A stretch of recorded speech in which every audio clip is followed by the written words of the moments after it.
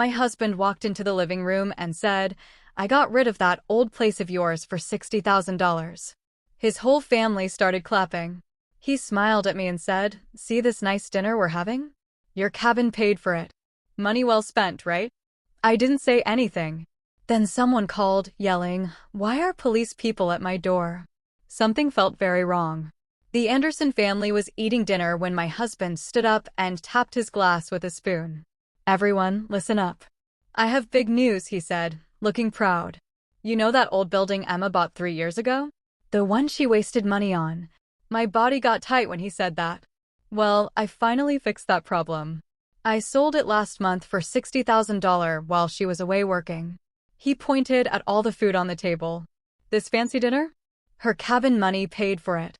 At least we got one good meal from that place." His family laughed and clapped their hands, but I stayed quiet. My phone was ringing. Someone was calling who would make everything different. "Why are police at my building?" the person on the phone screamed later. I knew something bad had happened. Before we keep going, I want to say thank you for watching. If you think everyone's hard work should be respected, please click subscribe. It's free and helps these stories reach more people. Now, let's see what happens next. But first, let me tell you how I got here, sitting at this table with people who always ignored me. 5 years married to James Anderson taught me how to be invisible. Every morning, I woke up early to make his coffee, 3 sugars, lots of milk. He sat at the table looking at his phone and never said good morning back.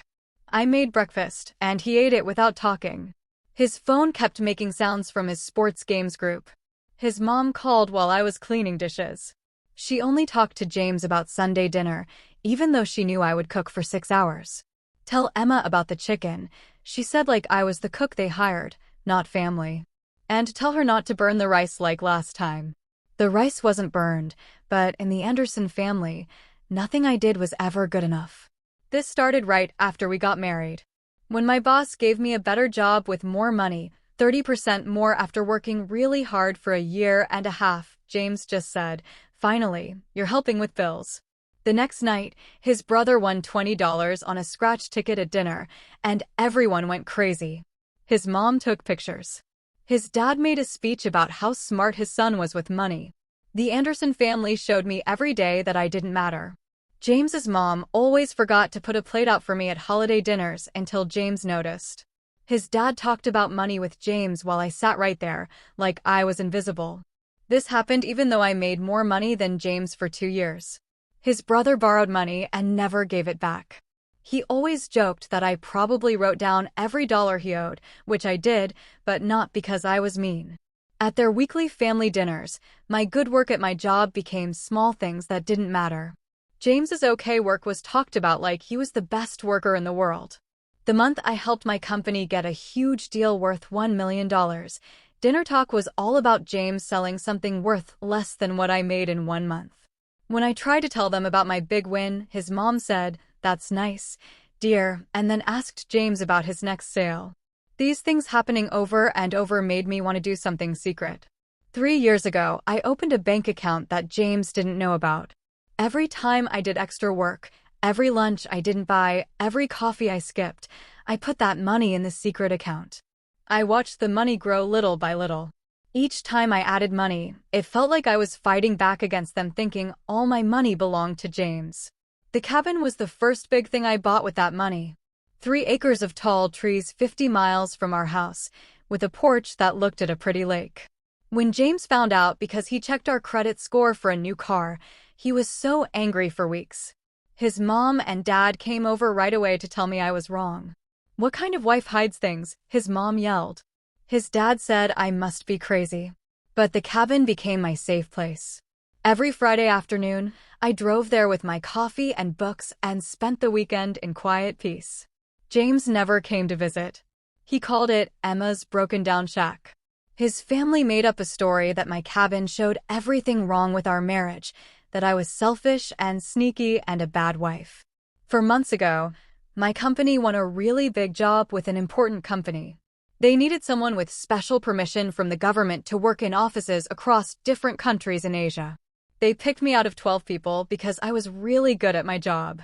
James's first words weren't, "I'm proud of you." He said, Why would they send a woman alone? His mom said I was leaving my husband duties behind. Before I left, I set everything up really carefully.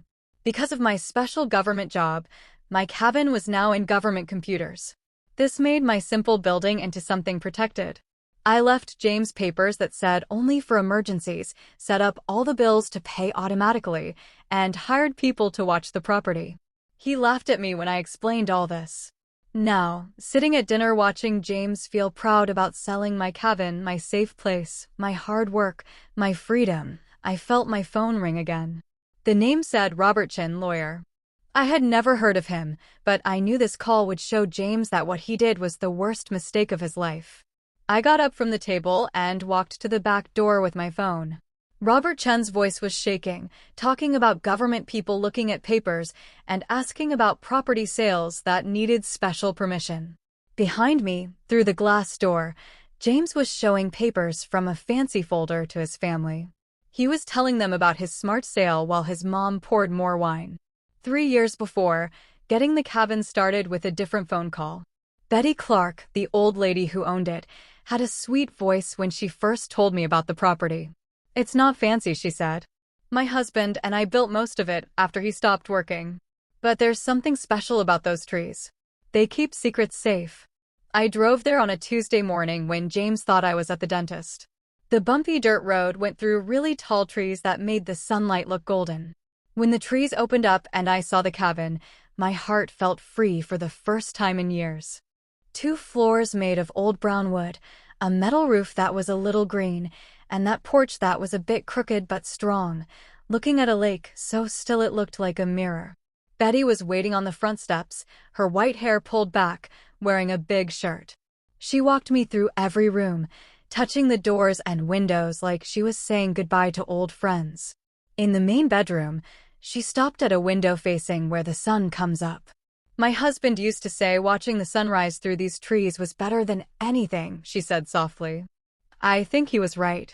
When she told me the price, it was less than it should be by at least $15,000. I don't need the money, she explained, looking at my face carefully. I need to know someone who needs this place like we did will have it. Someone who understands that sometimes 4 walls and quiet are the only things that help. The first payment was 3 years of skipped lunches, saying no to dinner invitations, and wearing old clothes. Every dollar I saved was fighting back against the Anderson family, thinking I only existed to help James.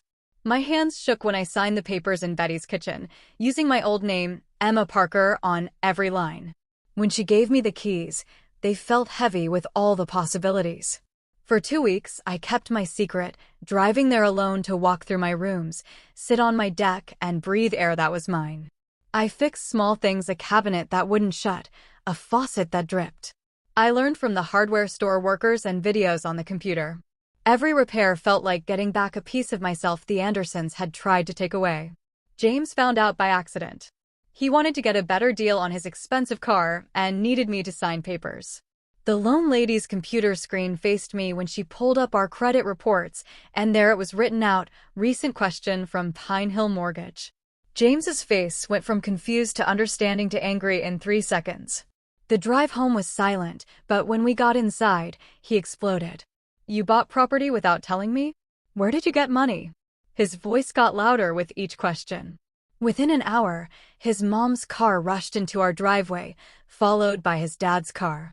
James had called his parents like he needed backup for a fight. They sat in our living room like judges. His mom sat very straight on our couch, her necklace shining. Emma, sweetheart, she started in that voice that made nice words sound mean. Help us understand what kind of wife makes big money choices without asking her husband. His dad stood by the fireplace, hands behind his back like he was in a business meeting. This makes us worried about your mind, Emma. Hidden money, secret purchases. These are not things a normal person does. I sat in the chair facing all 3 of them, my hands folded. The cabin cost $40,000, I said calmly. I paid for it with my own money from extra work. It didn't touch our shared money at all. That's not the point. James hit the table, making his mom's teacup shake. We're supposed to be partners. Partners don't hide things. It was so strange hearing James talk about partnership when he never noticed I was gone on dozens of Saturdays, never asked about my extra work, never even remembered our last 3 wedding anniversaries. But I stayed quiet because defending myself only gave them more reasons to be mad. The next few months became a quiet war. James never visited the cabin, calling it Emma's broken shack to everyone. His family made up a story about my cabin being proof of everything wrong with our marriage, that I was selfish, sneaky, and a bad wife. They told this story at every family dinner to every friend until everyone believed that poor James was married to a crazy woman who hid money and bought property behind his back. But every Friday afternoon, I packed a small bag and drove north. Those weekends saved me. I learned to fix broken boards, know bird sounds, and grow tomatoes in pots on the deck. I wrote in notebooks, filling pages with thoughts I couldn't say out loud. The cabin kept my secrets safe, how I didn't want to go to Sunday dinners, how I sometimes sat in my car in the driveway for 10 minutes getting brave enough to go into my own house, how I started marking days on a private calendar not to count towards something, but to prove I was surviving. His mom made things worse with what she called a family meeting, but it was really them all telling me I was wrong. She had made a slideshow on the computer with slides about the cabin's supposed repair costs, danger problems, and drain on our money. She had looked up septic system failures, roof replacements, and property taxes, showing each one as a disaster waiting to happen. His brother made jokes about me becoming a forest hermit and asked if I was growing illegal plants in the woods. His dad asked if I was meeting someone there, making it clear what he meant. James sat quiet through it all, letting them speak for him like always. His silence hurt more than their words. When they finally stopped talking, I pulled out my phone and showed them pictures, the garden I'd planted growing wild with herbs and vegetables, the desk I'd put by the window where morning light came in, the bookshelves I'd built myself that were a little crooked but worked. Their faces didn't change. They only saw proof of time spent away from them, energy given to something they couldn't control. They looked at my pictures for exactly 3 seconds before his mom closed my phone and handed it back with the same look she had when returning bad food at a restaurant. "Well," she said, touching her necklace, "I suppose everyone needs their hobbies." The word hobbies was said in a way that made it sound like an insult. 2 months after that terrible meeting, everything changed. My work boss, Mr. Thompson, called me into his office on a Monday morning in February. The view from the high floor showed the city covered in winter fog. "We won the Sterling contract," he said right away. "For months working with their offices across Asia. It's worth $10 million to our company, and I need someone with your exact skills." The job needed special permission from the government because of Sterling's military contracts. 12 people were considered. My name was at the top of the list, circled twice. "Your background check was perfect," he said, sliding the folder across his big desk. "Your experience with following international rules is the best in this office. The client asked for someone with your skills specifically." I said yes immediately, the word escaping before I could think twice. For months away from the Andersons felt like being given air after years of not breathing. Mr. Thompson smiled in a way that suggested he understood more about my home life than I'd ever told him. "You leave in 3 weeks. The extra pay is big. Danger pay plus overseas money. We're talking about doubling what you make every 3 months." That evening, I told James over dinner, watching his fork stop halfway to his mouth. "For months." His voice wasn't worried, but calculating. "Why would they send you? Why not Thompson or Martinez? They've been there longer." "Because I have the government permission and the skills," I answered, keeping my voice calm despite the familiar hurt of his doubt. "A woman alone in Asia for 4 months," he muttered, going back to his plate. "Seems unnecessary. Can't you do it from home?" Within an hour, his mom had called after getting James's distress signal. "Emma, dear," her voice came through the speaker. "I just heard about this overseas job. Don't you think it's rather selfish? Leaving your husband for months. Marriage means giving up things, and it seems you only care about your job." The security meeting 3 days later showed problems I hadn't expected. Agent Maria Santos from the Defense Security Service explained that all my personal property had to be put in government computers. Your cabin in Pine Hill, she said, reading from her tablet, will be marked as belonging to a cleared worker on sensitive projects. This gives extra protection against foreign interference or suspicious activity. My simple cabin had just become watched by the government. The irony wasn't lost on me. The property James and his family said was worthless was now protected by the government. I spent the next 3 days setting up careful coverage for when I was gone. The property company I hired had good reviews, usually helping military families when they were sent away. Every bill was set up to pay automatically, with the company as backup payers.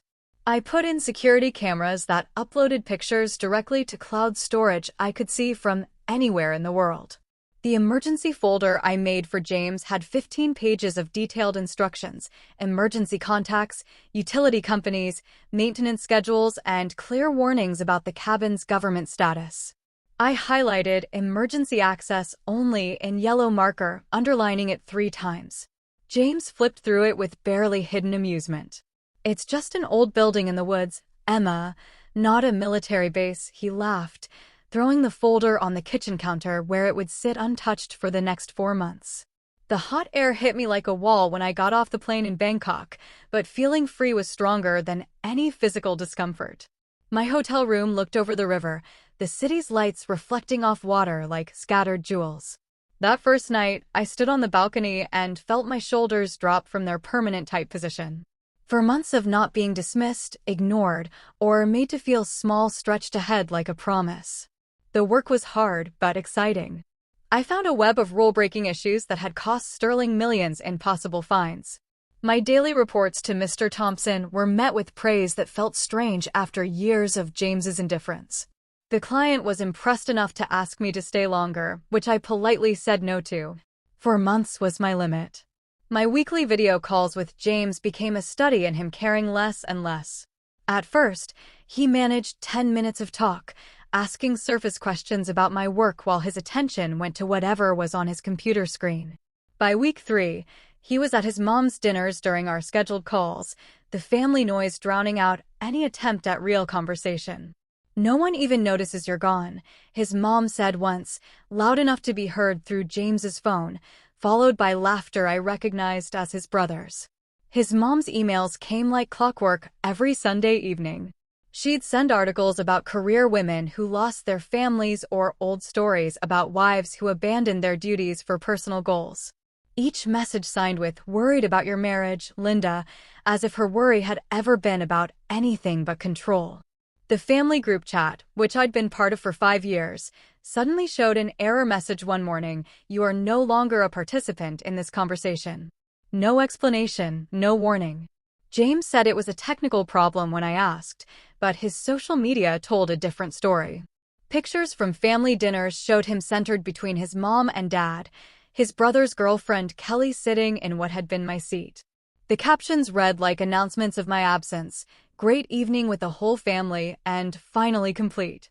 My cabin security cameras became my connection to something real. Every morning I checked the feeds while drinking coffee, watching deer walk through the yard or rain hit the lake's surface. The weekly reports from the property company were short, all systems normal, no problems to report, but they gave more comfort than James's increasingly rare messages. By month 3, James had stopped answering my calls completely. Text messages got single-word responses hours later: "Busy, fine, later."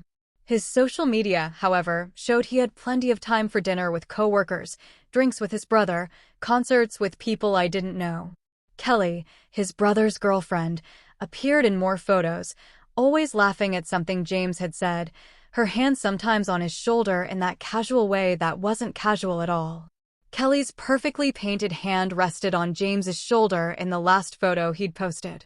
Her smile too big, her closeness too familiar. The timestamp showed last Tuesday when he'd said he was working late on reports. I closed the laptop and stared at the Bangkok skyline, the city's energy vibrating through my hotel window as I processed what those images meant. Not just not caring anymore, something else entirely. The flight home stretched across 18 hours and 4 time zones, plenty of time to prepare myself for whatever waited in Chicago. I texted James my arrival time twice and got nothing back. When the plane touched down on Thursday afternoon, The October air had that particular coldness that cuts through everything. I waited 45 minutes at baggage claim, watching families meet, couples hug, drivers hold signs for strangers. No James. Finally, a text appeared at Mom's making special dinner for your return. Come straight here. The taxi driver helped load my bags into the trunk while I stared at those words. Special dinner at his mom's. After 4 months away, my husband couldn't be bothered to pick me up at the airport. But the Andersons were putting together something that needed preparation. The route home took us past our neighborhood, and I asked the driver to slow down as we passed our house. Through the living room window, I saw furniture I didn't recognize, a brown couch where our green one should be, artwork on walls that had been empty when I left. The driveway held 2 cars I'd never seen before, a BMW newer than James's and something sporty in blue. Our garden, which I'd carefully taken care of for 3 years, had been replaced with basic landscaping. This your house? The driver asked, noticing my stare. I'm not sure anymore, I answered honestly. I had him drop me at the corner, pulling my suitcase to our front door like a stranger coming to an unfamiliar home. My key still worked, but the house inside wasn't mine. The leather furniture was real and expensive. The art was abstract pieces that his mom would approve of, safe, tasteless, costly.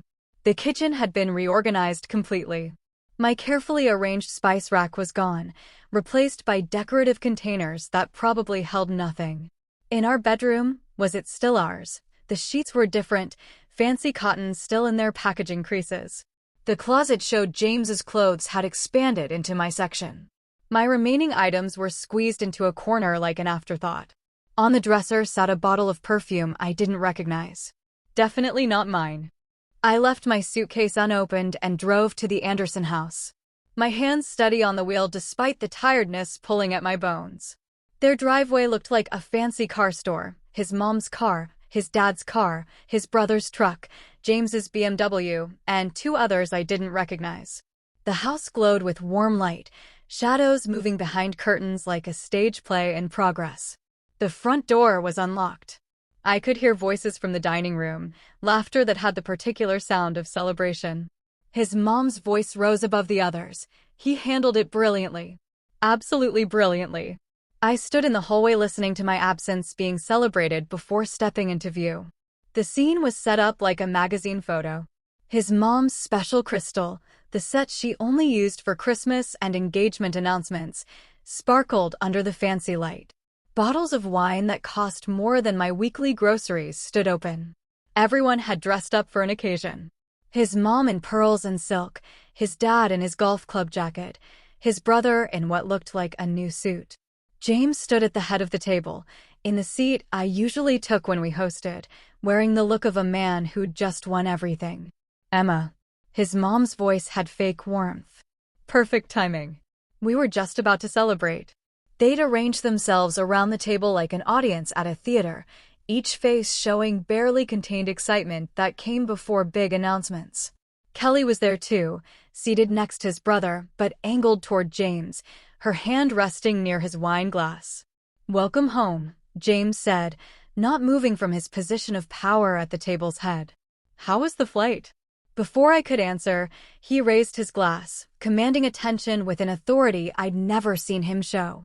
"Actually, before we eat, I have something important to share."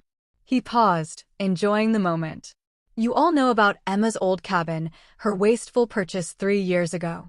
My shoulders got tight at his tone, the dismissive way he said old cabin like it was a child's toy. Well, I finally did something about it. I sold it for $60,000 last month while she was overseas. The words hung in the air like a physical thing. The room erupted in applause. His dad's slow clap, his mom's delighted gasp, his brother's whistle of appreciation. Kelly clapped too, her eyes never leaving James's face. James pointed to the fancy food spread on the table, dishes I recognized as bought from the expensive French restaurant downtown. "The money for this dinner? It's from the cabin sale. At least 1 meal is covered." His family laughed at this joke, this casual announcement that he'd stolen my safe place and used the money for their entertainment. I stayed perfectly still, my silence complete, while my phone started ringing in my pocket. James pulled out a leather folder, the kind expensive lawyers use, spreading papers across his mom's clean tablecloth. The best part is how I managed everything myself, he bragged, running his finger along the pages. Researched prices, got 3 different buyers interested, saved thousands in agent fees. Brilliant, his dad murmured, leaning forward to look at the papers. Absolutely brilliant business sense. How did you handle the signature problem? His brother asked, his question showing real curiosity rather than concern. James's smile got bigger. Spent 3 days practicing. Got it perfect. He pointed to different signature lines, each showing my name in handwriting that was close to mine, but not quite right. The E and Emma tilted wrong. The final are too sharp. His mom looked at the papers with approval. Resourcefulness, she declared. That's what I call resourcefulness. My phone buzzed again. Robert Chin, attorney at law. I didn't know the name, but something in my gut told me this call would change everything happening in this room. I stepped away from the table, pressing the phone to my ear as I moved toward the French doors that led to his mom's perfect back porch. The caller ID showed Robert Chin, attorney at law, a name that meant nothing to me, but somehow felt important in this moment. Mrs. Anderson. The man's voice had an edge of panic that immediately made me alert. This is Robert Chin. I represented the buyers in your cabin purchase. I mean, the sale your husband arranged. Through the glass doors, I watched James refill wine glasses, his mouth moving as he continued his performance for his captivated audience. His mom touched his arm affectionately, the proud mother admiring her clever son. Kelly laughed at something his brother said, but her eyes tracked James's movements with interest that went beyond casual observation. What can I help you with, Mr. Chin? I kept my voice steady, professional, though my pulse had started to quicken. Why are government people at our office? The words came out in a rush, his composure completely broken. They're looking at papers, asking about restricted property sales, talking about fake transfers. They've taken our files. What kind of property did your husband sell us? Government people. The words landed with the weight of proof I hadn't expected. I moved further onto the porch, the October evening air sharp against my travel-worn skin. Mr. Chin, I've been overseas for 4 months. This is the first I'm hearing about any sale. Perhaps you should explain exactly what you're talking about. The Pine Hill cabin, his breathing was loud through the phone. Your husband gave all the paperwork, handled everything himself. We closed the deal 6 weeks ago. $60,000 put into your shared account.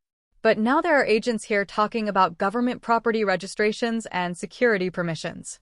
They're using words like fraud and forgery. 6 weeks ago, while I was in Bangkok carefully documenting rule violations that would save Sterling millions, James had been faking my signature on government papers. The irony was almost beautiful in its perfection. Mr. Chin, I said carefully, I need to look at some papers and make some calls. I'll contact you within the hour. I ended the call and stood in his mom's carefully maintained garden, surrounded by roses she paid someone else to care for, processing what I'd just learned. My phone showed 3 missed calls from a blocked number while I'd been talking to Chin. As I scrolled through them, a text appeared from a number I knew immediately. Special Agent Diana Moore. We'd met during my security permission renewal 6 months ago, a thorough woman with sharp eyes who'd asked deep questions about every part of my life. Her message was brief. Mrs. Anderson, aware of situation with your Pine Hill property. Act normal. Go to family dinner as planned. Keep subjects unaware. Team coming. The text had arrived 2 hours ago while my plane was landing in Chicago. Agent Moore had known about the fake sale before I'd even landed. The government computers that tracked my cabin as a secured property had noticed the unauthorized transfer, starting an investigation that was now heading toward this dinner party where James celebrated his criminal brilliance. I thought about the security meeting I'd attended before leaving for Bangkok. Agent Santos's careful explanation of how property owned by cleared workers became part of a larger protective system. The cabin wasn't just mine. It was tagged in government systems as property that couldn't be transferred without multiple permissions. James's forgery hadn't just stolen my property. He'd triggered alerts in computers he didn't know existed. Through the window, I watched him stand again, holding court at the head of the table. His hands moved expressively as he appeared to be explaining something, probably the detailed story of how he'd been so clever, so resourceful. His mom's face glowed with motherly pride. His dad nodded approvingly at whatever business wisdom his son was sharing. They looked like a painting of family satisfaction, completely unaware that their golden boy had just confessed to government crimes. I returned to the dining room, sliding my phone into my pocket where it vibrated with another message I didn't check. James paused mid-sentence as I entered, his eyebrows raising slightly. "Important call?" he asked, though his tone suggested he didn't actually care about the answer. "Just work, following up on some paperwork," I replied, taking my seat at the far end of the table, the place they'd assigned me like an afterthought. James laughed, the sound having an edge of looking down on me I knew too well. "Always working, even fresh off the plane. You should learn to relax, Emma." He turned back to his audience, eager to continue his story. The best part was getting all the necessary papers. While Emma was running around Asia, I took the initiative to organize our financial documents. Found everything in her home office, deed, title, insurance papers, all sitting there in her little safe. The combination she never bothered to change from our anniversary date. "Brilliant," his dad murmured. "Taking control of wasted resources. That's what a real businessman does." His mom nodded enthusiastically. "Exactly. Why let money sit doing nothing in some cabin when it could be invested properly?" James has been looking at some excellent opportunities in his brother's new business. His brother leaned forward, suddenly interested. "We could definitely use the money. My partner thinks we could triple the investment within 18 months. They were already spending my money, dividing up the money from James's theft like pirates sharing treasure. Not one person at this table had asked why I hadn't been asked about selling my own property.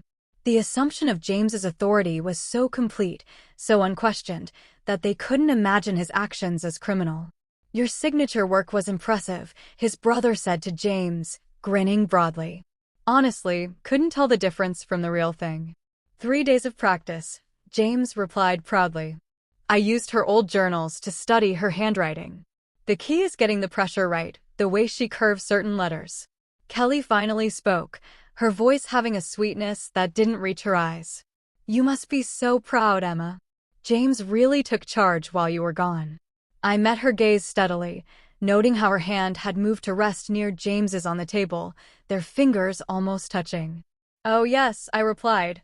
"He certainly took charge of something that wasn't his to take." The words hung in the air for a moment before James laughed them off. "Everything in a marriage is ours, darling. That's what partnership means." My phone vibrated again. Another text from Agent Moore. 15 minutes. I watched the second hand on his mom's grandfather clock sweep past the 12. 14 minutes since Agent Moore's last text. James had moved on to describing his future investment plans for the $60,000, his voice carrying the confidence of a man who believed he'd gotten away with everything.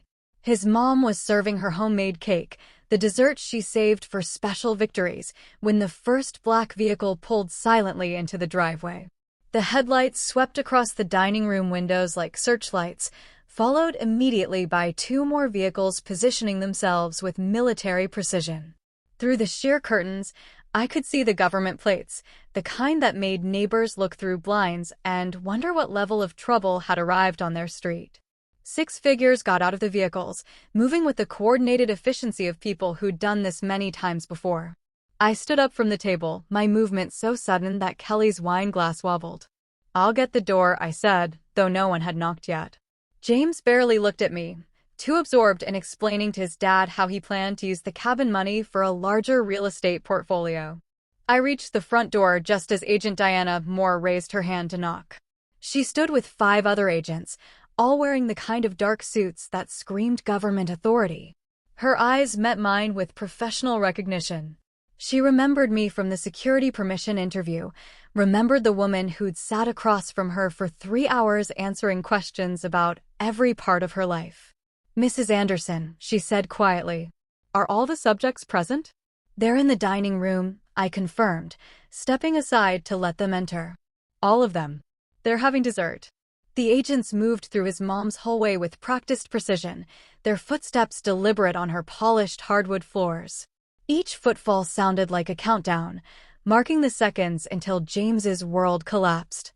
Agent Moore led the way, her hand resting casually near her badge, ready to show credentials that would turn celebration into catastrophe.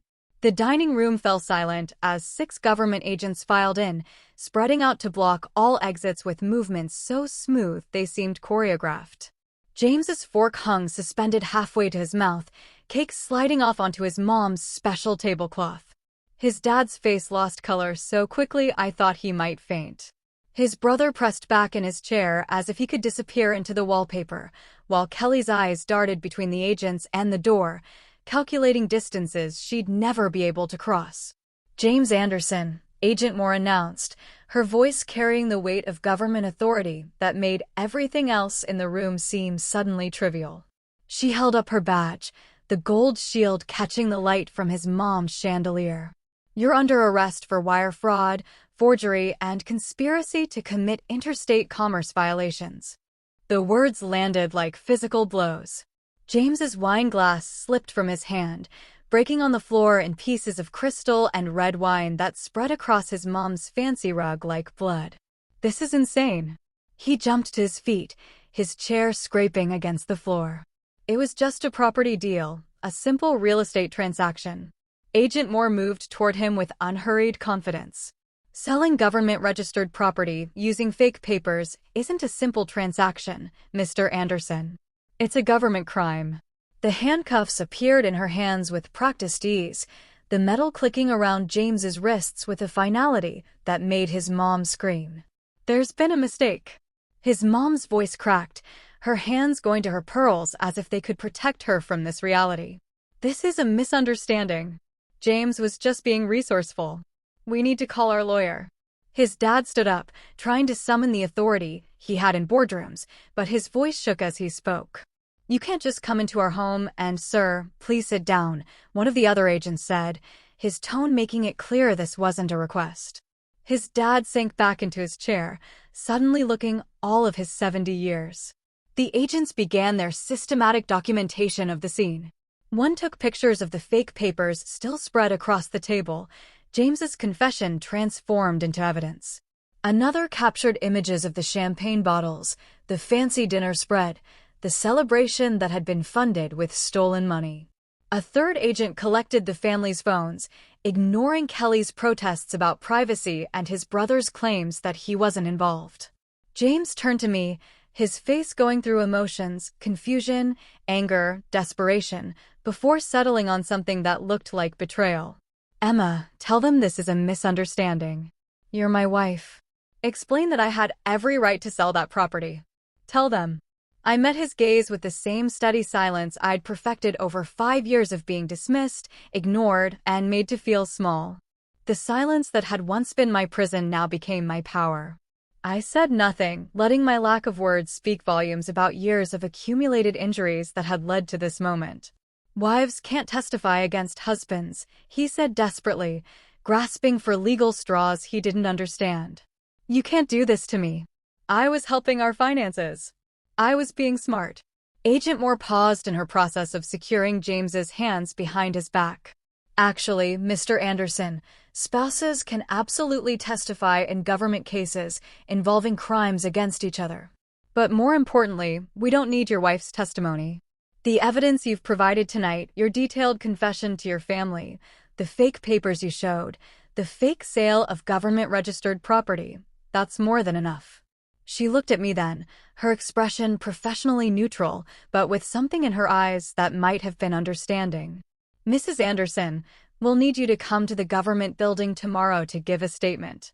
Our financial crimes unit has found additional problems that go beyond the cabin sale." His mom's gasp was audible. "Additional problems?" Agent Moore turned her attention to James's parents. "Mr. and Mrs. Anderson Sr., you'll both need to come in for questioning as well. Your names appear on several suspicious transfers connected to this case." She paused, letting the implications sink in. "It seems the cabin sale was just the beginning. Our forensic accountants have found evidence of systematic theft from joint accounts, hidden investments, and what appears to be a pattern of financial fraud extending back several years. The family that had spent 5 years celebrating James's every minor achievement while dismissing everything I accomplished now sat frozen, watching their golden child being led away in handcuffs. Their dynasty of judgment and casual cruelty was crumbling in real time, brought down by James's own arrogance and their enthusiastic participation in celebrating his crimes. His brother stood frozen against the dining room wall, his face pale as one of the agents began reading him his rights as a material witness. Kelly had collapsed into a chair, makeup streaming down her cheeks as she repeatedly insisted she barely knew any of them, despite the photos on James's phone showing her at family gatherings for the past 8 months. His mom clutched at the agent nearest to her, begging to go with James, while his dad sat with his head in his hands, muttering something about calling their lawyer, who ironically had been in legal trouble himself 2 years before. The next morning arrived with a clarity that felt almost surreal. I sat in my kitchen now, not ours, drinking coffee from the mug I'd bought myself in Bangkok, watching the sunrise paint the walls gold. My phone had been ringing nonstop since midnight with calls from numbers I didn't know, journalists who'd somehow gotten my contact information, and his mom's repeated attempts to reach me despite being explicitly told not to contact me by government agents. The first domino fell within 48 hours. Premier Title Services, the company that had processed James's fake sale, found government investigators at their door Monday morning. By noon, their license had been suspended pending investigation. The owner, Bradley Morrison, gave a panicked interview to local news, claiming they'd followed standard procedures. But the fake papers James had provided were so obviously fraudulent that their failure to verify authorization was gross negligence. Morrison's 30-year career in real estate ended in a single morning, his reputation destroyed by James's transaction. 3 real estate agents who'd advised James on pricing and strategy faced their own reckoning. Jennifer Patterson, who'd provided comparable sales data, lost her license when investigators discovered she'd never verified James's ownership of the property. Robert Klein, who'd connected James with potential buyers, was found to have ignored multiple red flags in the documentation. Sandra Marsh, who'd celebrated the sale on her professional social media claiming credit for facilitating another successful transaction, watched her 20-year career evaporate when screenshots of her posts became evidence of professional negligence. His mom's Facebook posts became particularly damaging. Her proud declaration, "My brilliant son just made the deal of the year," accompanied by photos of the celebration dinner, had been shared 18 times before the arrests. Her post from 3 weeks earlier, "So proud of James taking charge while his wife runs around Asia," became evidence of premeditation. The country club ladies she'd bragged to about James's business skills now crossed the street to avoid her. Robert Chen's law firm imploded spectacularly. The buyers, an innocent couple named David and Jennifer Park who'd thought they were purchasing a weekend retreat, sued everyone involved. Their lawsuit named Chen's firm, the title company, all 3 real estate agents, James, and even attempted to include me before their lawyer realized I was the victim. Chen's partners voted him out within a week, his name scraped from the building's directory before the paint was dry on the government subpoenas. 6 months of investigation revealed the scope of James's deception went far beyond the cabin. Government forensic accountants discovered he'd been taking money from our joint accounts for years, funding failed investments and unauthorized loans to his family. Every transaction told a story of entitlement and theft. The $20,000 to his brother for his revolutionary online business that never sold a single item. The $15,000 to his dad for golf club memberships and gambling debts he'd hidden from his mom. The steady stream of smaller amounts, $500 here, $1,000 there, that funded James's lunches with Kelly, their weekend trips I'd never known about, gifts for a relationship that had apparently been developing while I worked overseas. Judge Patricia Thornton presided over James's sentencing with the weariness of someone who'd seen too many entitled men believe the rules didn't apply to them. The government courthouse in downtown Chicago had the kind of imposing architecture designed to remind defendants of the government's power. James sat at the defense table in a suit that no longer fit properly. 6 months in government detention had stripped away his casual arrogance along with 15 pounds. Your Honor, James began his speech, his voice lacking the confidence that had once commanded boardrooms and family dinners. I meant no harm. I was simply trying to maximize underutilized assets. In marriage, property is shared. I believed I had every right to make financial decisions for our family's benefit. Judge Thornton removed her glasses, cleaning them slowly before responding. Mr. Anderson, you've just confessed to premeditation and systematic planning.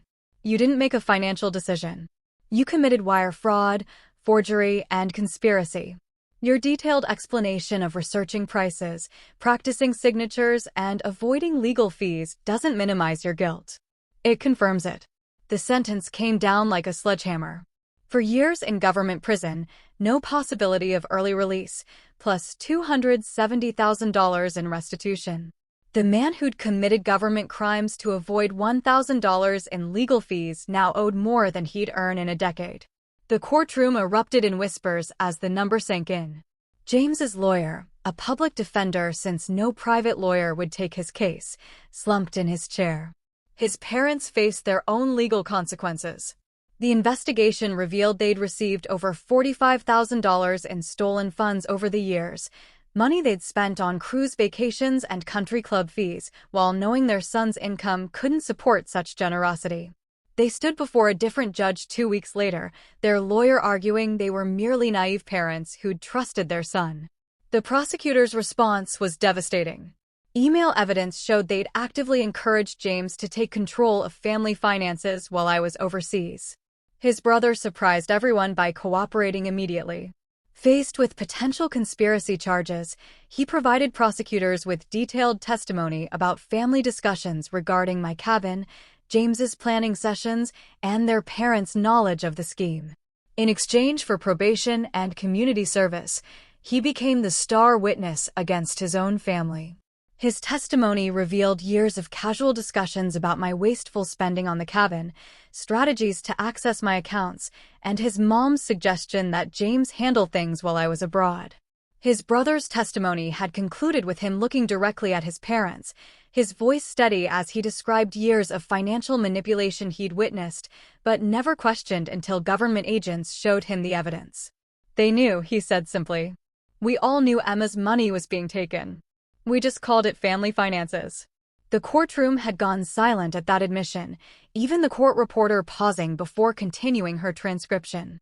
3 weeks after the final sentencing, I returned to my cabin for the first time since James's arrest.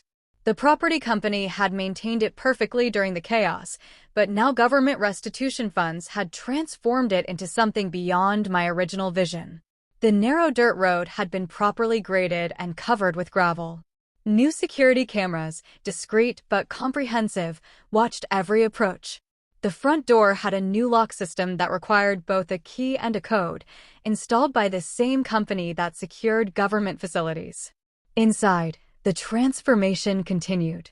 The kitchen I'd planned to fix someday had been completely rebuilt, new appliances, granite countertops, cabinets that closed smoothly instead of requiring the specific angle I'd memorized. The windows throughout had been replaced with triple-pane glass that turned the pine grove outside into a living painting, every needle sharp against the sky. The creaky deck had been reinforced and extended, now wrapping around 2 sides of the cabin with built-in benches that faced the lake. Agent Diana Moore arrived on a Tuesday morning, pulling up in her personal vehicle rather than the government car. She carried 2 cups of coffee from the shop in town, remembering my preference for almond milk without my having mentioned it. We sat on the new deck, the October air crisp but not cold, watching mist rise from the lake. The investigation has expanded, she said, her professional tone softened by something that might have been admiration. Your case broke open something bigger. James had been running similar schemes with 3 other families, targeting women whose assets he could access through his position at the bank. She explained how my cabin's government protection had been the tripwire that exposed everything. Without that classification, James might have continued indefinitely, stealing from women who trusted their finances to institutions where he held influence. The FBI had recovered nearly $400,000 in stolen funds, though much had already been spent on the Anderson family's lifestyle. The divorce proceedings took place entirely through lawyers. Illinois law showed no mercy to imprisoned spouses who'd committed financial crimes against their partners. The judge, an older woman named Carolyn Foster, had reviewed the evidence with visible disgust. "Mrs. Parker," she said, using my maiden name, which I'd legally reclaimed, "the court awards you all marital assets without exception." Everything came to me: the house in the suburbs with its expensive furniture I didn't want, the joint savings James hadn't managed to steal, the investment accounts he'd hidden poorly.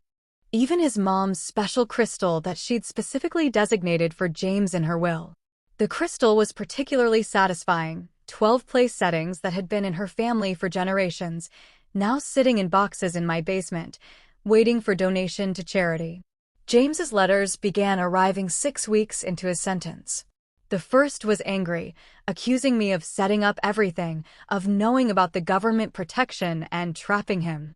The second came a month later, shifting to self-pity, complaining about his circumstances and the unfairness of his situation. By the third letter, hints of understanding crept in, not remorse exactly, but recognition that his clever plan hadn't been clever at all. I found out about the government property classifications he wrote in what would be his final letter. They explained it during legal education class here. I should have asked questions. I should have asked you.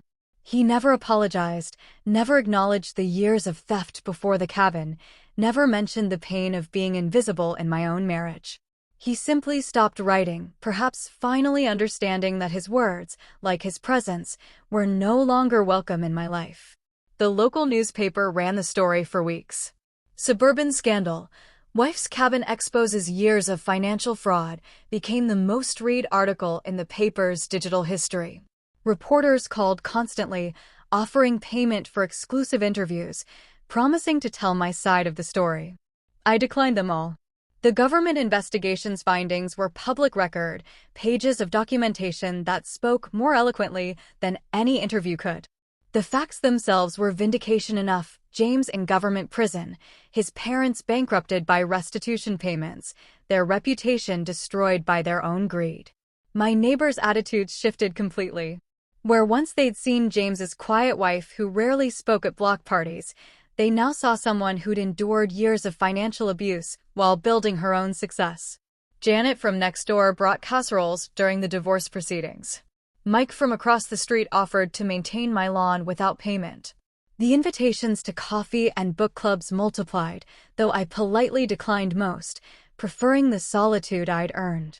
The consulting work flourished in ways I hadn't anticipated. My experience with international compliance, combined with the notoriety of my case, made me highly sought after. Companies wanted someone who understood both technical complexities and the human element of financial crime. My rates tripled, then quadrupled. Working from the cabin's converted second bedroom, overlooking the lake through those crystal-clear windows, I earned more in 6 months than James had stolen in 6 years. Betty Clark, the elderly woman who'd sold me the cabin, sent a card on the anniversary of the sale. "I knew you needed this place," she wrote in careful cursive. "My husband would be pleased to know it sheltered you when you needed it most."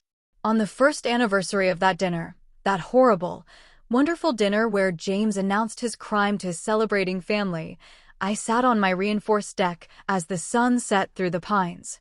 The wine wasn't special, just a bottle from the local grocery store chosen because I liked the label. No one would judge this choice. No one would comment on its price or vintage. The silence around me was complete, broken only by natural sounds: wind through pine needles, water lapping at the lake's edge, an owl calling from somewhere in the darkness. My phone sat silent on the table beside me, containing no contacts from that previous life. No Anderson family group chat, no passive-aggressive messages from his mom, no dismissive texts from James. The absence of their voices revealed how much space they'd occupied, how their constant judgment had shaped my days. This story of government justice served cold had you on the edge of your seat. Hit that like button right now. My favorite part was when Emma stayed silent at the dinner table while the FBI arrived, knowing exactly what was coming next. What was your favorite moment? Drop it in the comments below. Don't miss more thrilling stories like this. Subscribe to Pretty Stories and hit that notification bell so you never miss an upload. Thank you for watching, and I'll see you in the next story. The autumn leaves crunched under my feet as I walked the property line the next morning, coffee steaming in the cool air. The property management company had left a note on my door: deer tracks near the eastern fence, everything else secure. I stood at the edge of the property, looking back at the cabin through the morning mist. This place that James had dismissed as worthless, that his family had mocked as my wasteful hobby, had become the instrument of their downfall.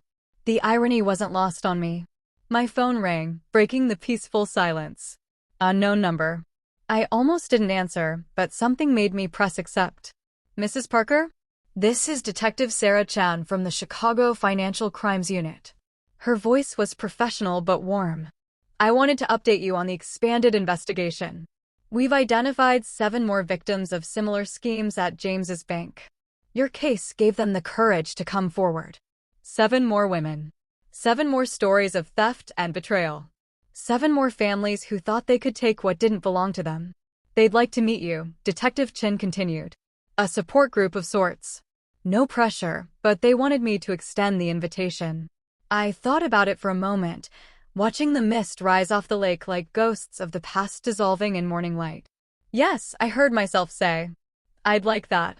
The meeting took place 2 weeks later in a community center downtown. 8 women sat in a circle, ranging in age from 25 to 63. Each had a story that echoed mine: husbands or partners who'd stolen from them, families who'd enabled the theft, years of feeling invisible in their own lives. Maria, a nurse, had her grandmother's inheritance stolen.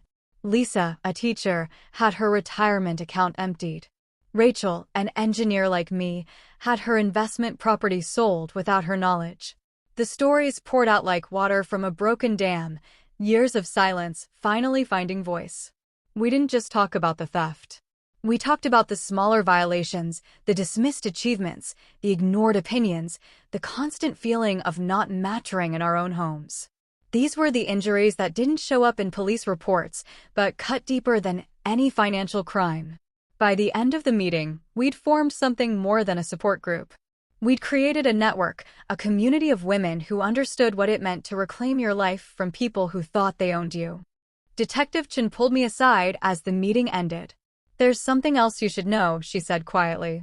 James's case has led to policy changes at 5 major banks in the state. New protocols for property transfers, additional verification requirements, mandatory reporting for suspicious transactions. Your cabin didn't just expose one criminal, it changed the system. The weight of that information settled over me.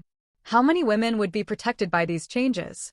How many futures had been secured because I'd registered my cabin with government databases, because I'd been meticulous about documentation, because I'd refused to stay silent when James celebrated his crime? The drive back to the cabin that evening took me through neighborhoods I'd lived in for 5 years, but never really seen. The streets looked different now, brighter somehow. Or maybe I was different, no longer the invisible wife trying to make herself smaller to fit into spaces that were never meant for her. At a red light, I saw a young woman walking with grocery bags, her shoulders hunched in a way I recognized. That posture of making yourself small, of apologizing for existing. I wanted to roll down my window and tell her, "You are not too much, you are not too little, you're exactly right." But the light changed, and she disappeared into the evening, and I drove on, hoping she'd find her own cabin, her own sanctuary, her own path to standing tall. The cabin welcomed me back like an old friend. I'd started thinking of it not as property or investment or refuge, but as partner, something that had protected me even when I hadn't known I needed protection. The government classification I'd resented as bureaucratic overreach had become my salvation. That night, I pulled out the journals I'd kept during my marriage. Years of entries documenting the small erosions of self that had accumulated into the woman who'd sat silent at that dinner table. I read them by lamplight, these records of survival, and then I did something I'd been planning for months. I built a fire in the outdoor fire pit I'd installed, another improvement funded by restitution money, and one by one, I fed the journals to the flames. not to forget, but to release. Each page that burned carried away a piece of the person I'd had to be to survive that marriage. The woman who made herself small, who stayed silent, who accepted crumbs and called it sustenance. As the last page curled into ash, I felt something shift inside me, not dramatic, not earth-shattering, but real. The weight I'd been carrying, the constant vigilance, the fear of being too much or not enough, it lifted like smoke into the October sky. My phone lit up with a text from Maria, the nurse from the support group. "Thank you for today. For the first time in 3 years, I don't feel alone." I responded simply, "Neither do I." The next morning brought unexpected visitors.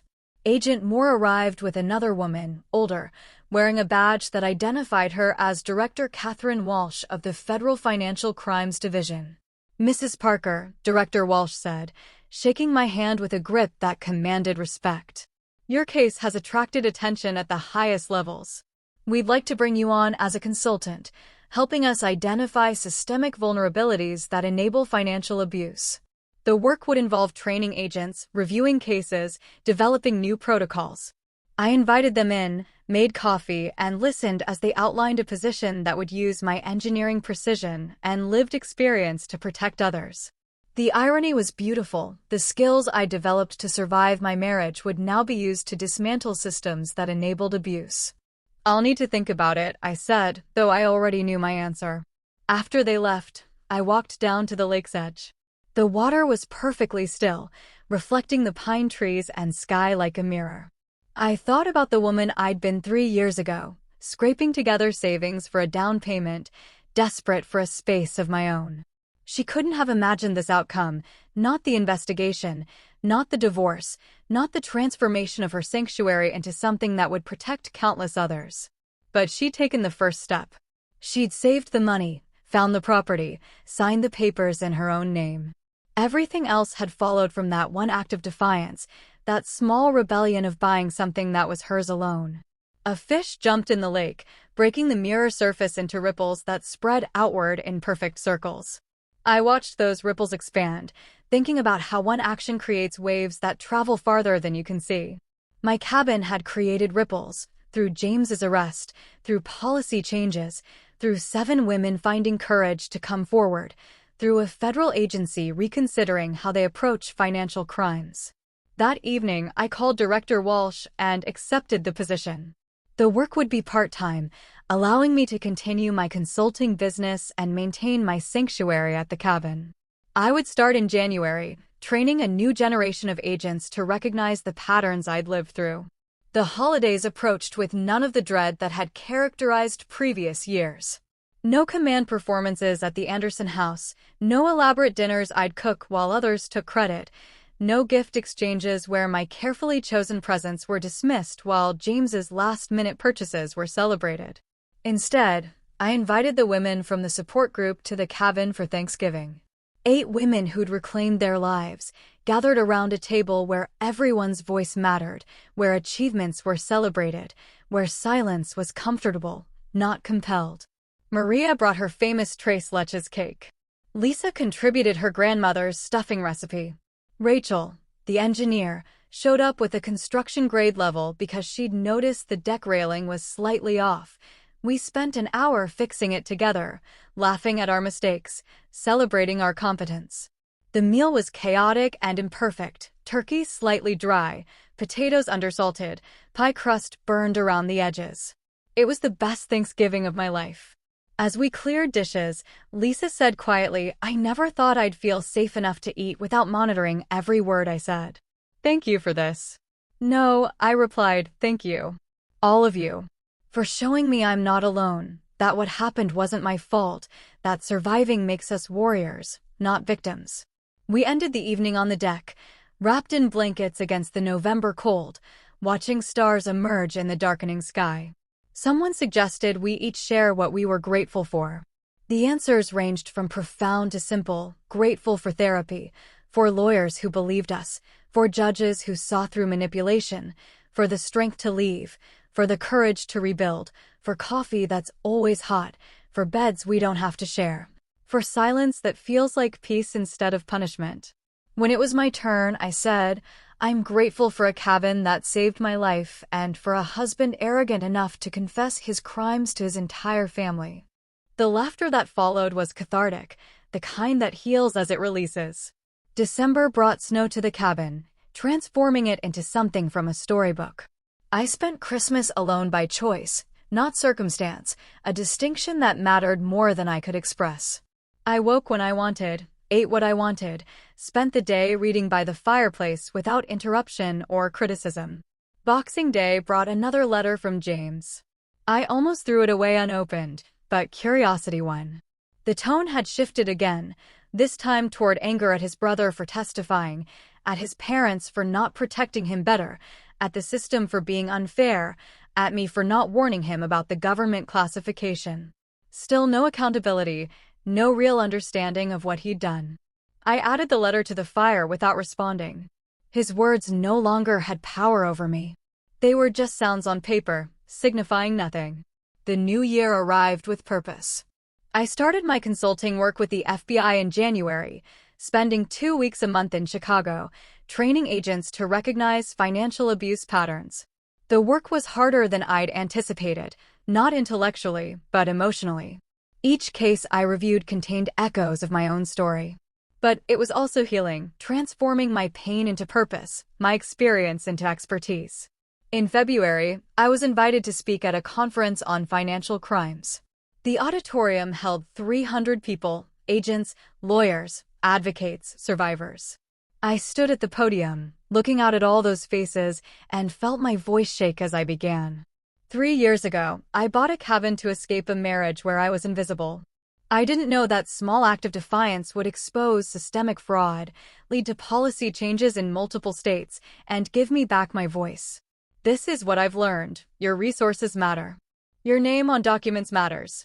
Your separate accounts and independent properties and small rebellions matter. They might save your life. They might save others' lives. Don't wait for permission to claim space in your own existence. The applause that followed wasn't just for me, it was for every woman who'd ever made herself small, every survivor who'd found courage to rebuild, every person who'd chosen themselves over comfort. March brought news that James's appeal had been denied. His lawyer had argued that the sentence was too harsh, that he'd acted out of misguided love, that he deserved leniency because he had no prior criminal record. The appeals court disagreed, noting that the sophistication of his fraud, the duration of his theft, and his complete lack of remorse justified the original sentence. He would serve all 4 years. His parents, having exhausted their savings on legal fees and restitution payments, had been forced to sell their house. They'd moved to a small apartment in a neighborhood they'd once looked down on, their social standing destroyed, their country club membership revoked, their golden years tarnished by their son's crimes and their own complicity.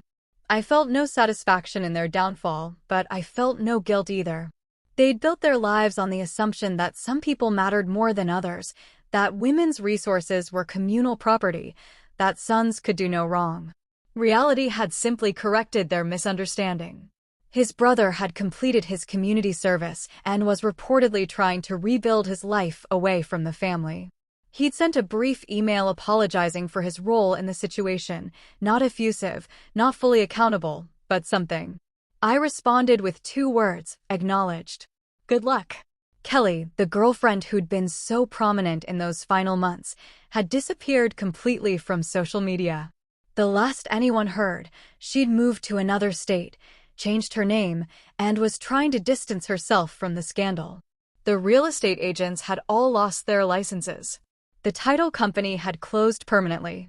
Robert Chin had been disbarred and was working in his family's restaurant, his legal career destroyed by his negligence in handling James's fraudulent sale. I tracked these outcomes not from vindictiveness, but from a need to understand the full scope of consequences. One person's crime had rippled outward, affecting dozens of lives, destroying careers, bankrupting families, exposing systemic weaknesses. April brought spring to the cabin, wildflowers erupting along the property line, birds returning from winter migrations, the lake thawing into liquid motion.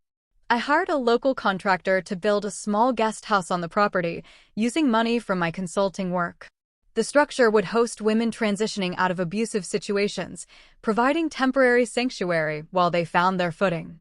The contractor, a woman named Sam who'd left her own bad marriage 10 years earlier, understood the project's significance immediately.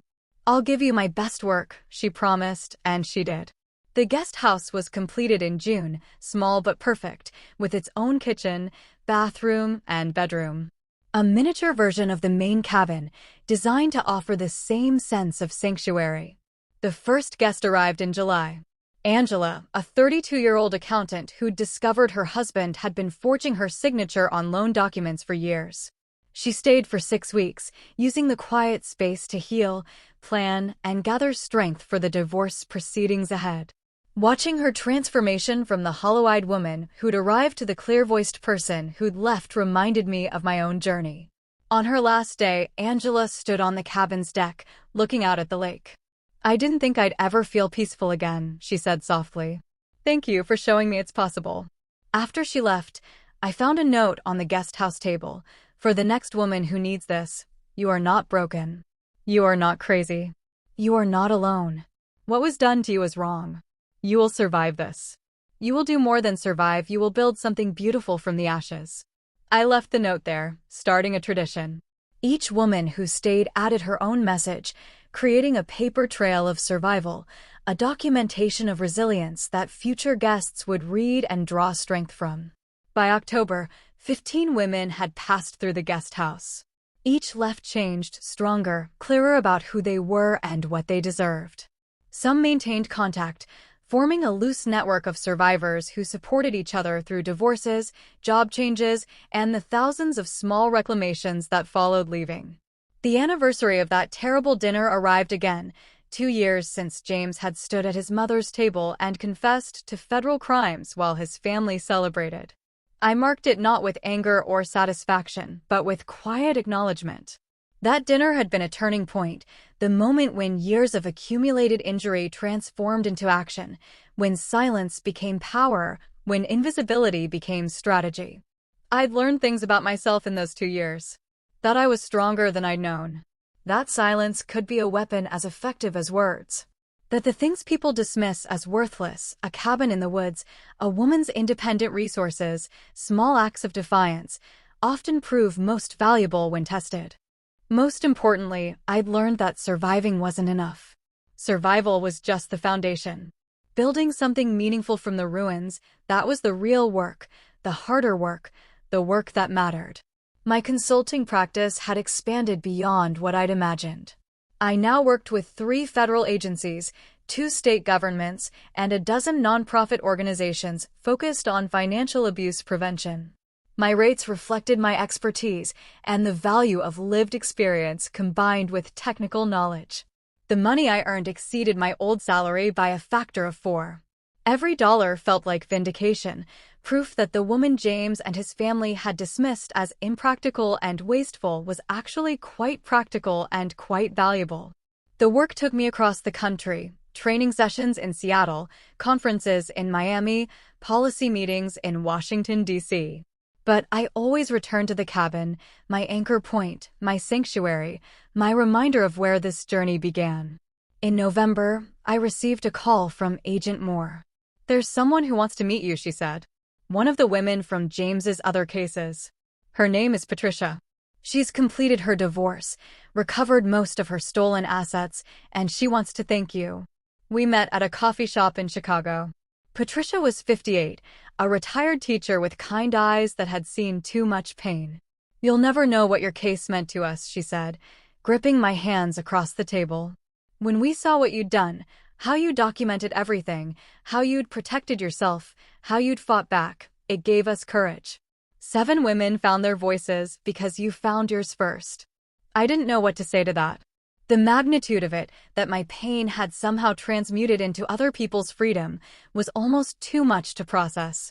I didn't do anything special, I finally managed. I just refused to accept that what happened was okay. "That's exactly what was special," Patricia replied. "You refused." So many of us spent years accepting what wasn't okay because we didn't know. We had the right to refuse. You showed us we did. We talked for 2 hours, trading stories, finding common ground in experiences that should never have been common.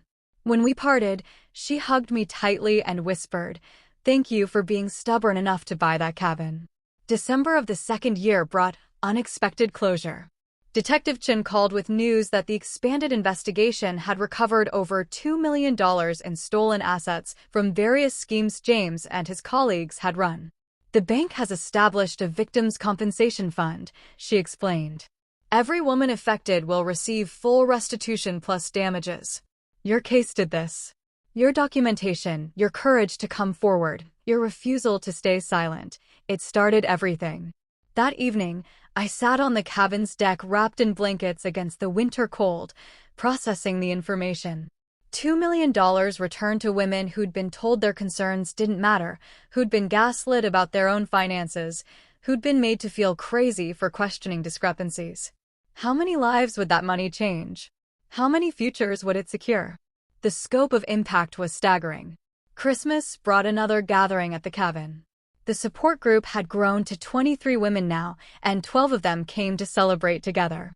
We cooked, laughed, shared stories of victories and setbacks, and toasted to our collective strength. Maria, the nurse, announced she'd been promoted to head of her department.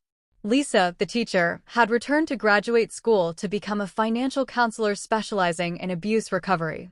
Rachel, the engineer, had started her own consulting firm focused on helping women protect their assets. Each woman was building something new from what had been broken. As midnight approached, we stood outside in the snow, watching the year turn over. Someone started singing, not a Christmas carol, but a song about survival, about strength, about women who refused to stay small. Our voices rose into the winter night, imperfect but powerful, claiming space in the darkness. The new year brought my biggest professional opportunity yet.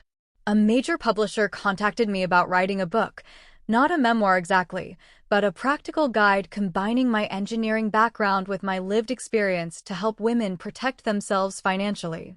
I spent 3 months writing, pouring everything I'd learned into chapters about documentation, separate accounts, property registration, recognizing red flags, and building financial independence.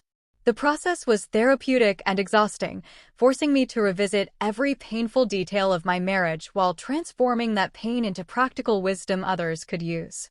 The book, titled The Architecture of Independence, An Engineer's Guide to Financial Self-Protection, was published in March. I debated the title, worried it was too technical, but my editor insisted the engineering framework made complex financial concepts accessible. She was right. The book resonated beyond anything I'd anticipated. Women wrote to me from across the country, sharing how the book had helped them identify financial abuse they hadn't recognized, given them courage to open separate accounts, taught them to document everything, showed them they weren't alone or crazy. The letters piled up hundreds, then thousands, each one a story of awakening, recognition, action. In April, I was invited on a morning talk show to discuss the book. Sitting under studio lights, answering questions about my journey from invisible wife to financial advocate, I felt the surreal nature of the transformation. 3 years ago, I'd been the woman who stayed silent at family dinners, who accepted crumbs and called it sustenance. Now I was the woman speaking to millions, turning survival into strategy, transforming pain into protection for others. The host asked the question everyone wanted answered, "Do you regret your marriage? If you could go back, would you avoid it entirely?" I thought carefully before responding. I regret the pain. I regret the years of feeling invisible. I regret that James chose theft over honesty, that his family chose complicity over integrity. But do I regret the journey that led me here? No. That marriage taught me what I won't accept, showed me strength I didn't know I had, and ultimately gave me a platform to help others. Sometimes the hardest experiences create the most meaningful purposes. Book sales exceeded projections. By May, The Architecture of Independence had hit bestseller lists in 3 categories. The publisher requested a second book focusing specifically on recognizing and escaping financial abuse. I agreed, already outlining chapters in my mind. The guest house at the cabin hosted 30 women that year, each staying between 2 weeks and 3 months. I'd established it as a formal nonprofit, securing funding from foundations and private donors who believed in the mission. Sam, the contractor who'd built the guest house, came on as property manager, overseeing maintenance and serving as on-site support for guests. The notes left by departing women had filled an entire journal now. Reading them was like watching courage accumulate, page by page, story by story. I arrived broken. I'm leaving whole. Thank you for showing me that peace is possible. I didn't think I deserved safety. Now I know I do. For the next woman reading this, you are stronger than whatever broke you. In June, I received notice that James was up for his first parole review. Despite being sentenced to 4 years without possibility of early release, his lawyer was arguing for reconsideration based on good behavior and completion of prison education programs. The parole board requested my input as the victim. I spent a week composing my statement, weighing each word carefully. James Anderson, I wrote, has shown no genuine remorse for his actions. His letters from prison have blamed everyone but himself, his brother for testifying, his parents for not protecting him, the system for catching him, and me for not warning him about consequences he should have foreseen. He has not acknowledged the years of financial abuse that preceded the cabin sale. He has not taken responsibility for the systematic theft from our joint accounts. He has not expressed understanding of the trauma caused by his crimes. Good behavior in prison is the minimum expectation, not grounds for early release. Education programs are admirable, but don't erase the harm done. James Anderson should serve his complete sentence, not as punishment, but as natural consequence of choices he made repeatedly, deliberately, and without remorse. The women he harmed, myself, and the 7 others whose cases emerged from his, deserve to know that justice means accountability, that sentences have meaning, that protection from further harm is taken seriously. The parole board denied his request unanimously. He would serve his full 4 years. When Detective Chin called with the news, I felt nothing dramatic, no surge of satisfaction or relief, just quiet acknowledgement that the system had worked as it should. Summer brought the 3rd anniversary of that transformative dinner. I marked it by hosting a major fundraiser at the cabin for the nonprofit. Over 100 people attended: survivors, advocates, donors, law enforcement officials, and policymakers. We raised enough money to expand the guest house program, adding 2 more small structures on the property. The cabin that had been my personal sanctuary was becoming a sanctuary for many. During the fundraiser, Director Walsh pulled me aside. "I wanted you to hear this first," she said.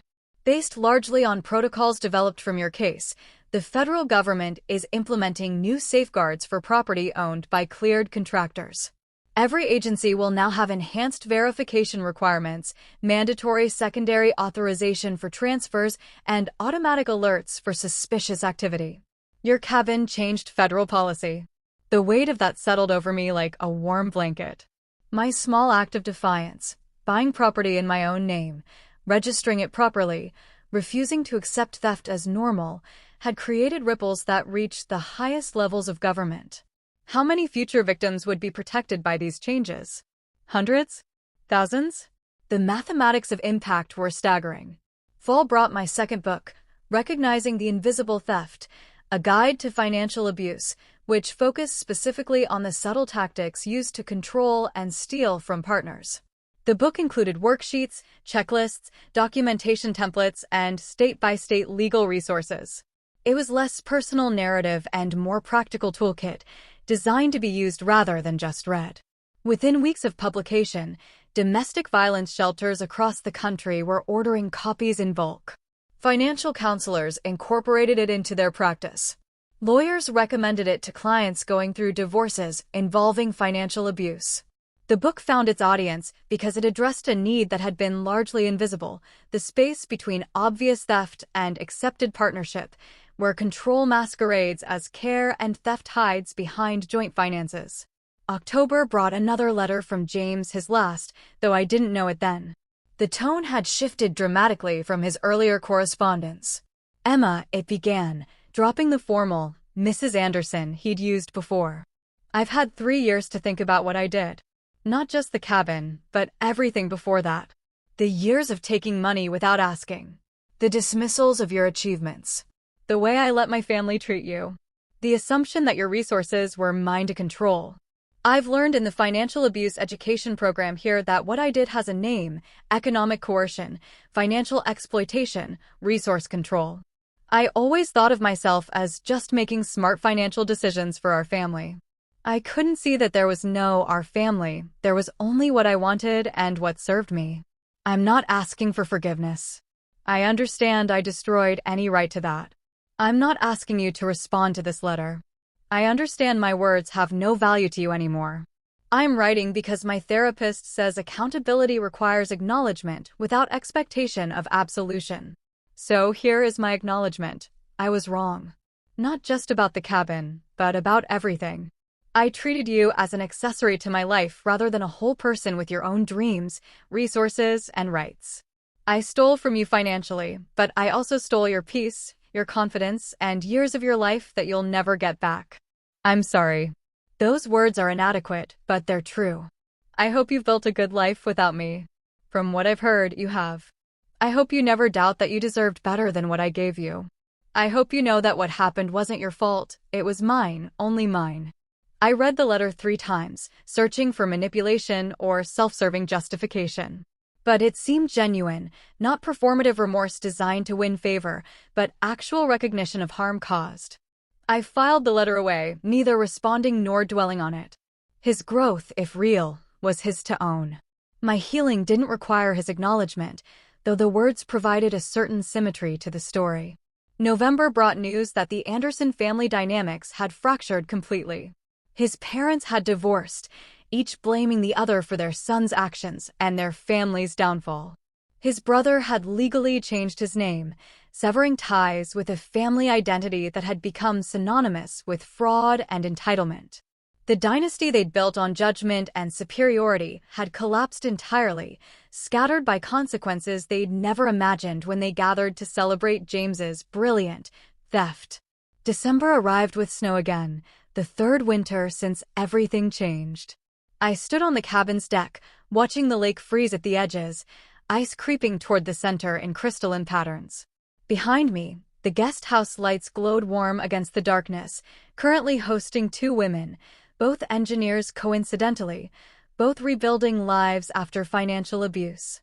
Inside the main cabin, my laptop displayed the opening pages of my 3rd book, tentatively titled Building After Breaking: The Architecture of Renewal. This one would be different, less about protection and more about reconstruction, the phase after escape when you must decide who you'll become with your newfound freedom. My phone buzzed with a message from Maria. 3 years ago today, you showed us what courage looks like. Thank you for everything, sister. I smiled, typing back, no, thank you. For showing me I wasn't alone, that survival was just the beginning, that broken things can be built into something beautiful. I set the phone down and looked out at my sanctuary, this cabin that had saved my life and changed so many others. 3 years ago, I'd sat silent at a dinner table while my husband celebrated stealing from me, not knowing that federal agents were already on their way, that his confession would be his undoing, that my small act of buying property in my own name would become the foundation of something so much larger than revenge or justice. It became purpose. It became protection. It became proof that refusing to accept harm as normal could change not just one life, but hundreds, maybe thousands. The cabin had kept my secrets, just like Betty promised it would. But it had also set me free.